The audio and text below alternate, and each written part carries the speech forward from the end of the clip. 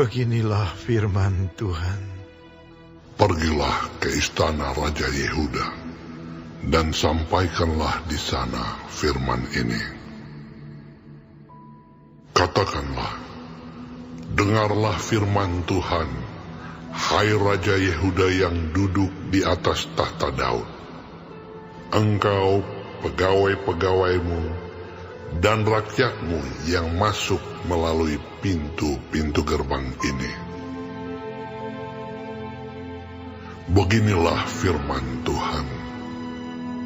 Lakukanlah keadilan dan kebenaran.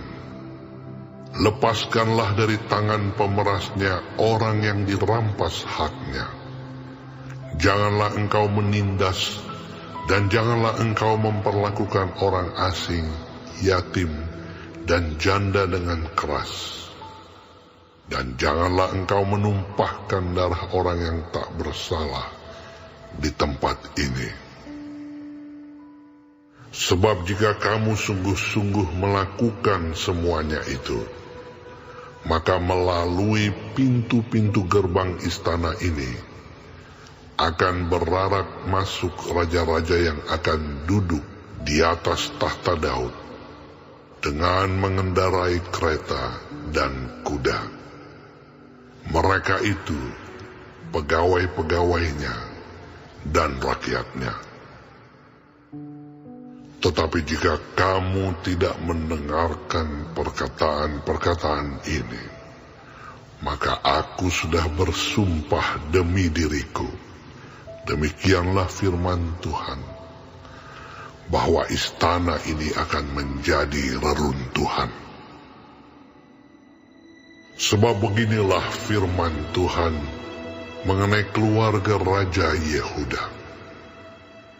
Engkau seperti Gilead bagiku, seperti puncak gunung Libanon.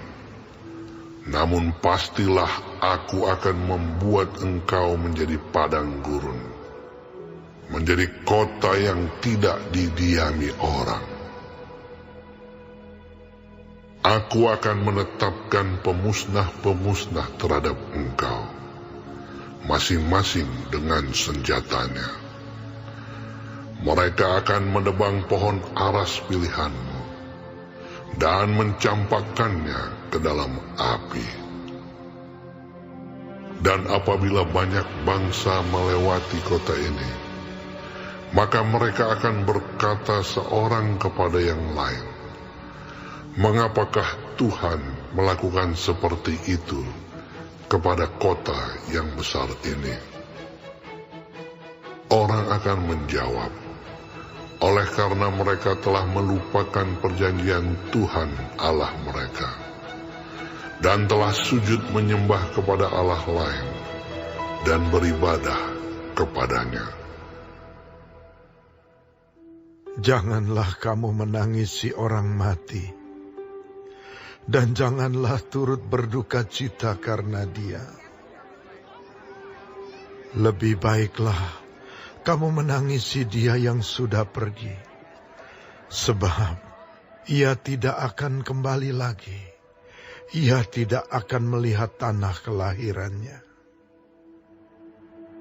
Sebab beginilah firman Tuhan mengenai Salum bin Yosia, Raja Yehuda, yang telah menjadi raja menggantikan Yosia, ayahnya, dan yang telah meninggalkan tempat ini.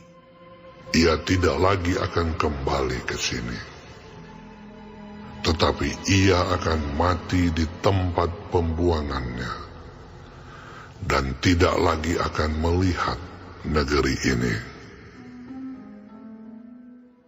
Celakalah dia yang membangun istananya berdasarkan ketidakadilan, dan anjungnya berdasarkan kelaliman, yang mempekerjakan sesamanya dengan cuma-cuma dan tidak memberikan upahnya kepadanya, yang berkata, Aku mau mendirikan istana yang besar, lebar, dan anjung yang lapang luas.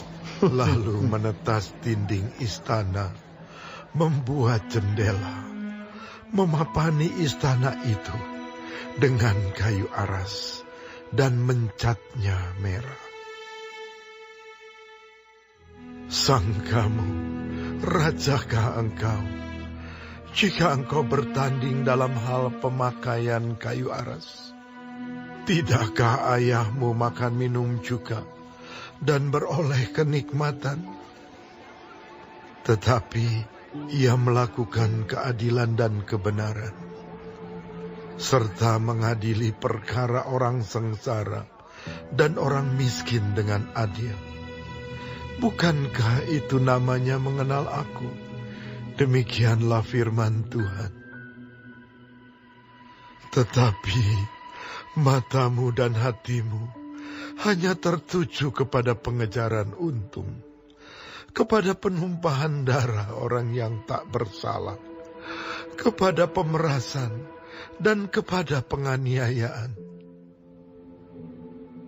Sebab itu, beginilah firman Tuhan mengenai Yoyakim bin Yosia, Raja Yehuda. Orang tidak akan meratapi dia. Aduhai abangku, aduhai kakakku. Orang tidak akan menangisi dia. Aduhai Tuhan, aduhai Seri Paduka. Ia akan dikubur secara penguburan keledai, diseret dan dilemparkan keluar pintu-pintu gerbang Yerusalem. Naiklah ke gunung Libanon dan berteriaklah. Perdengarkanlah suaramu di pegunungan Basan. Berteriaklah dari pegunungan Abarim, sebab semua kekasihmu sudah hancur.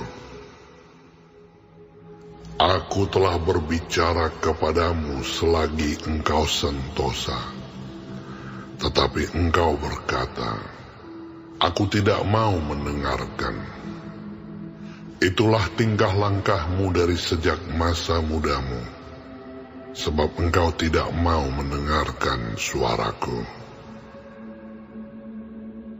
Semua orang yang menggembalakan kamu akan dihalau angin ribut, dan para kekasihmu akan diangkut tertawan. Pada waktu itu engkau akan menjadi malu dan bernoda dari sebab segala kejahatanmu. Hai engkau yang diam di gunung Libanon dan yang bersarang di pohon-pohon aras, betapa engkau akan mengeluh ketika kesakitan menimpa engkau. Kesakitan seperti yang ditanggung perempuan yang melahirkan. Demi aku yang hidup, demikianlah firman Tuhan. Bahkan sekalipun Konya bin Yoyakim, Raja Yehuda, adalah sebagai cincin materai pada tangan kananku, namun aku akan mencabut engkau.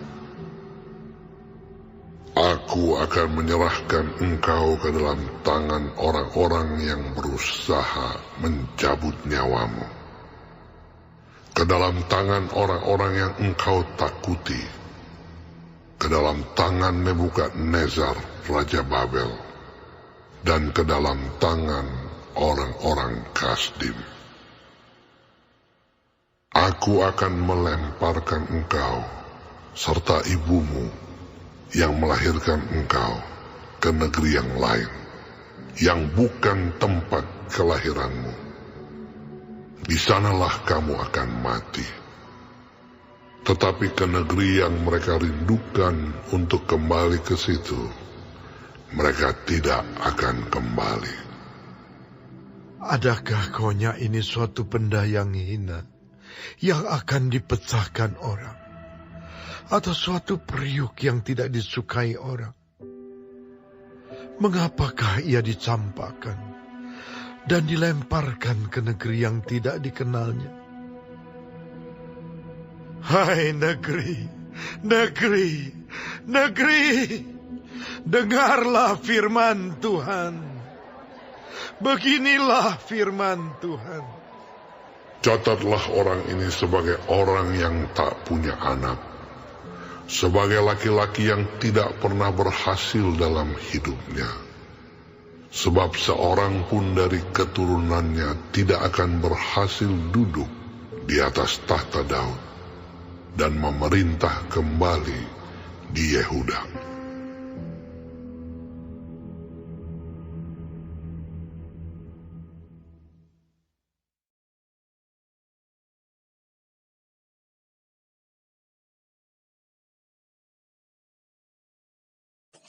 Shalom semua jemaat Tuhan. Kembali kita di dalam pendalaman Alkitab Clear Sight. Sekarang kita sudah memasuki kitab Yeremia 22. Tuhan Yesus memberkati. Kejatuhan Yehuda adalah bentuk penghukuman Tuhan dan ini dinilai sebagai akibat dosa para pemimpin di dalam ayat 2 dan 13. Khususnya 3 raja terakhir sebelum Zedekia, yaitu Salum atau Yoahas, Yoyakim dan Konya atau Yoyakin. Keadilan dan kebenaran yang merupakan kehendak Tuhan telah diinjak-injak. Para penguasa melakukan pemerasan, merampas hak orang miskin, menindas orang asing, anak yatim dan janda. Bahkan pengadilan menghukum dan membinasakan orang yang tidak bersalah di dalam ayat 3 dan 13. Para pemimpin juga hanya mengejar keuntungan dan melupakan tanggung jawab terhadap rakyat yang dipimpinnya di dalam ayat 17. Akibatnya, rakyat tertindas dan sengsara. Semua ini jahat di mata Tuhan. Karena itu, bangsa itu, khususnya para pemimpin mereka, akan hidup menderita dan terbuang dari tanah perjanjian. Hukuman yang tidak dapat dihindari kecuali dengan pertobatan para pemimpin dan seluruh umat. Keadilan dan kebenaran harus ditegakkan, penindasan dihapus. Bukan hanya pelanggaran moral dan spiritual yang membuat Allah murka. Pelanggaran sosial pun menyakiti hati Allah. Kita perlu mendoakan bangsa kita agar seluruh pemimpin-pemimpin kita memiliki rasa takut akan Tuhan, berlaku adil dan benar di dalam memimpin bangsa ini. Tuhan menghendaki keadilan dan kebenaran dalam hidup umatnya. Mengenal Dia berarti melakukan keadilan dan kebenaran dalam hidup kita sehari-hari. Amin. Tuhan Yesus memberkati.